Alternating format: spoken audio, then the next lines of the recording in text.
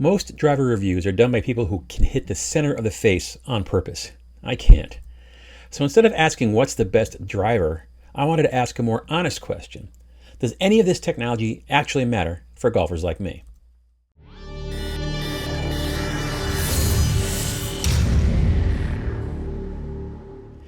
I tested drivers that span more than 25 years, from the late 90s all the way to 2023, using the same swing, the same launch monitor, the same overall session. So before we talk about results, I want to be very clear about how this test was done. I didn't just hit 5 balls per driver and move on. I hit roughly 10 to 15 shots with each club, in random order and in 2 different sections of the same session, so no driver benefited from me being fresher, on a groove, or more fatigued for that matter. And from those shots, I selected the 5 longest carries for each driver, regardless of whether they finished left or right. I could have chosen the most centered strikes, but as a beginning golfer, distance is what most people care about right now, so let's chase that. Accuracy is a different conversation. I'll probably do a follow-up video just on that. So to be clear, this is not a lab experiment, but it is real data. All right, let me show you what I'm talking about regarding the similarities of these dozen drivers I tried out. Here I am logged into FlightScope portal. You can see I've done a lot of shots the past year. I got this thing in November of last year, so I'm 13 months in, over 10,000 shots, 1.3 million yards tracked. That's a lot. It's a lot of stuff. But let's open up the old session, the driver session from yesterday. Now, as you can see, all the drivers are pretty similar. 200, 220 total distance. Let's go to carry here. So 180 to 210 carries or so. There's one club that kind of sticks out in that dark red. That was the Great Big Bertha. I just struggled with that club. I couldn't get it to hit. Here's it by itself. It was just kind of clumsy and bulky and didn't work, so definitely not a thing for me. Ancient tech. May have worked for Sergio Garcia. I think he won the Masters with it, but I can't figure it out. But let's take a look at these clubs here. Here's all the clubs, and let's take a look at my current gamer, which may be my former gamer based on yesterday's results. Here's my Paradigm. I've got it jacked up. By default, it's 9 degrees. It's got the adjustable hosel, so I've got it up 2 degrees, so 11 degrees and a neutral setting. That's pretty consistent, the distance-wise, all over 200 yards. But I've got a 50 plus to the left yard range and then 25, 30 to the right. So that's 80 or 90 yard dispersion. I mean, under 100 yards for a beginner golf is okay, but I'd like to get that a little better. Now let's go back in time just to the Titleist 983K. That's a whole lot tighter. That's about 30 yards to the left and 20, so that's about a 50 yard dispersion average. That's fantastic in my book. Let's go to the Callaway FTI, another tight one. 25 to the right, a little over 25, 30, 35 to the left. That's awesome. Let's go back to the mini driver. I had a Paradigm X that broke the shaft, so when I had the shaft replaced, I said cut it down from 45.5 to 44 inches, and that one's lofted at 9.5. I had a good grouping to the right and then one to the left. And again, these are top 5 distance shots, but good consistent distance. R7 quad, that's a good tight grouping as well, in my opinion. 45 or so to the left and only maybe 10 to the right. Ping G10, decent cluster size, 55, 60 wide total. It's a slider, tailor-made slider, kind of spread out there. Titleist 975D, this is the driver that Tiger won the 2000 Masters with. Good tight grouping, hits well. Ping G2, this might become my gamer. Look at that nice tight dispersion, less than 50 center. Ping ISI, the same, very, very similar. I showed you Big Bertha already. The Sumo, the Squatch, hard to see, consistent distance, not a bad dispersion. The club I've got, I might do a special video on that. It's actually a demo club, a one-off. It's not a production model. It doesn't have a serial number. It's a pro experimental model. Might actually put it up for sale. Who knows? The Toaster, the Callaway FT-I. This was actually the first driver I ever had. I got in a bargain bid, Goodwill, $4. I mentioned the 983 already, and then my current gamer. So I think if I do another video, it's going to be the 983 versus the FTI versus the Ping ISI versus the Ping G2, because those guys all did really, really well. But what's the main point here is that all these clubs, with exception of the Great Big Bertha, carried similarly. So when you zoom out and look at everything together, this is where the story really changes. Different eras, different lofts, different shafts, but the groupings are not wildly different. And that's important because at the beginner level, consistency just isn't there yet. And that limits how much modern technology can actually help us. Now, before we even talk about distance, there's a number that golfers obsess over that I want to put in perspective. Smash factor. Yes, modern drivers produce very high smash, and in this test, the newest driver had the highest smash factor of everything I hit. And on paper, that sounds great. But smash factor doesn't tell you where the ball was struck. It doesn't tell you how repeatable a club is when you don't find the center.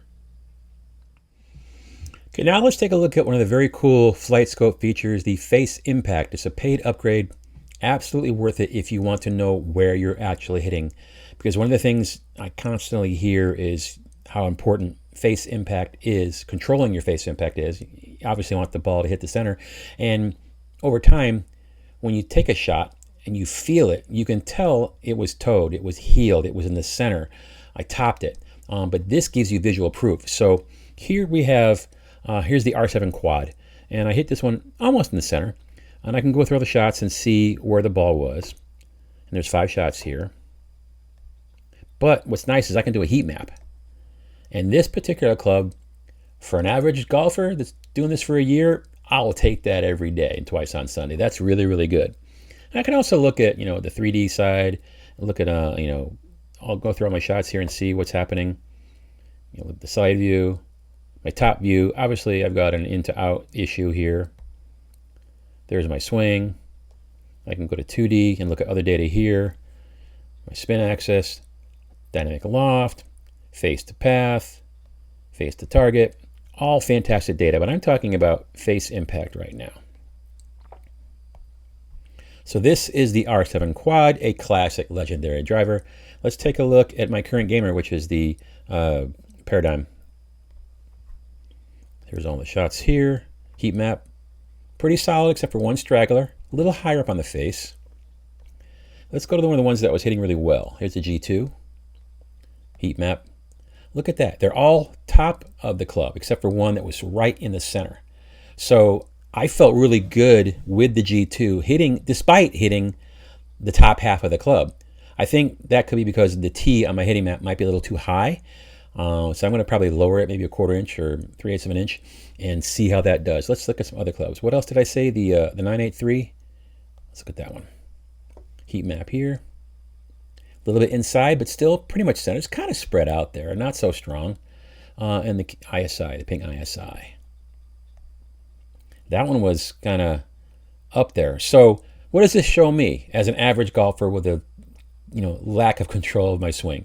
Despite where I hit even these older clubs, I was able to get really good results. So despite hitting the top of the club, not centered, everything's over 200 yards and not that bad of dispersion. This is what most beginner contact actually looks like, and that's normal. Modern faces protect ball speed. That's real technology, but they don't magically fix strike. And that's where things started to get interesting. One of the biggest surprises in this test was a driver that came out way more than 20 years ago. Not because it felt amazing, not because it was long, but because the results were boring. And boring is good in golf. The ball launched in a predictable window. Spin stayed manageable. And even when the strike wasn't great, the club didn't punish me as much as I expected. My swing didn't suddenly improve. The club just worked with my mistakes instead of magnifying them. Now let's take a look at some trajectory differences between old and new clubs. Right now I've got the G2, which I'm leaning towards. Here's the trajectory. It's hard to say. Most of the shots, all of them are above 75 feet. Actually, 3 of the 5 are above 100. So the higher loft, still my carry is over 200. Comparing that club to my 2023 Paradigm, all the shots except for one are below 75 feet in height and barely getting to 200. Not sure why that is. The Paradigm is at 11 degrees. You'd think more loft, while the G2 is at 10? Yeah, the G2 is at 10 degrees. So technology changes, but even with the lofts similar, one club's hitting it a lot higher than the other. When you look at ball flights, you see the same thing. Different shapes, different windows, but very similar carry. For my swing, the technology differences don't stack, they cancel. And that's when the bigger picture becomes clear. Technology absolutely matters, just not always in the way that we're told. Some modern designs create incredible efficiency when everything lines up, but they can also shrink the margin for error. Low spin's a great example. When it works, it's fantastic. When it doesn't, you feel it right away. Miss it slightly low on the face, miss your launch window, and the penalty shows up fast. Then there was the weird era, the square head drivers. They weren't the longest, they weren't the prettiest, but they made one thing very clear. High MOI doesn't make you better. It makes your bad swings cheaper. And for high handicappers, that matters more than we like to admit. Now this is where I think this really matters for beginners. I was at a PGA Superstore recently and watched a brand new golfer ask if a $600 driver would help him. He literally had the driver in his hand, walked up to the sales guy and said, "I'm a brand new golfer. A friend suggested this is the best driver out there. Will it help me?" And I get it. I get why people ask that. Golf is hard. And it feels logical that better technology should help.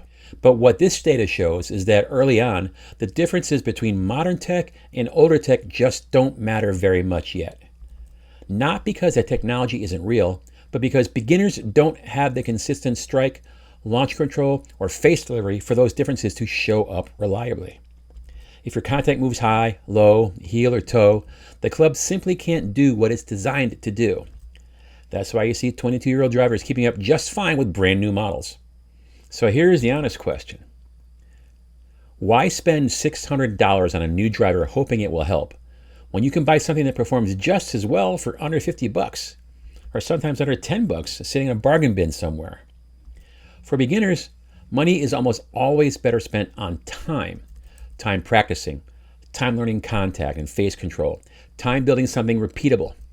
The technology will eventually matter later, but early on, it just doesn't have enough to work with yet. Okay, let's look at some of the data margins. These are values within FlightScope. You can set low and high ranges to give you a visual, quick feedback, red or green, green being good. Did you get your shot within the margin of error that you want for your level? Whether you're testing to see how good your shots are with your current level, or maybe you want to set the bar a little higher and say, you can find the acceptable data margin ranges for a 15 handicap or a scratch golf or whatever. Right now, these ranges are based on my averages, and so the data here is showing me, did I hit a good shot for me at my current level? Eventually, I'll change these data margins to be maybe a 15 handicap or a 10 handicap so I can see how far away am I from that. But these are things you can customize, and sometimes when I'm hitting, I will go to this view because I can see my face to path, face to target, the bottom right. I can see my lateral, top row, the lateral. So I can see this shot, while I went 221, it went 33.2 yards to the left. I like this view because I can also see the face impact right away. You can see my spin, AOA. All these things are important to me. So this is a great view if you want something different than just the shot arc. For the longest time, I'd watched trajectory view because I wanted to see how the pattern flew. But after a while, I wanted to see more data at quick glance so I can get more out of my sessions. And this dashboard view is really, really good. And by the way, I am not sponsored by FlightScope. I wish I was. I love their product. I've been using it for over a year now. I think it's fantastic. I think the Mevo Plus is the best value in launch monitor game right now. They just launched the Mevo 2, which I still think the Mevo Plus is the way to go. But anyway, we can talk about it in a separate video. But I like this dashboard view quite a bit. When you look at the data set as a whole, most of the differences live inside what I think of as data margins. These are FlightScope data margins, and I'll do a separate video explaining them in detail, but the short version is this. If the difference lives inside the noise, it doesn't matter, especially not yet. So here's what this test actually says from a high handicapper's point of view. Newer doesn't automatically mean longer. Smash factor does not equal distance. And release year matters a lot less than loft, spin, and strike. Old drivers are certainly not obsolete. They're just unfashionable. This isn't anti-technology, it's pro-reality. So if you're like me and you're just happy when the ball goes forward with some loft, you do not need the newest driver on the rack. So that's my world. Bad swings, good data. Hope you enjoy this. Please click like and subscribe. Do all the social media things. Spread the word. Thanks for watching.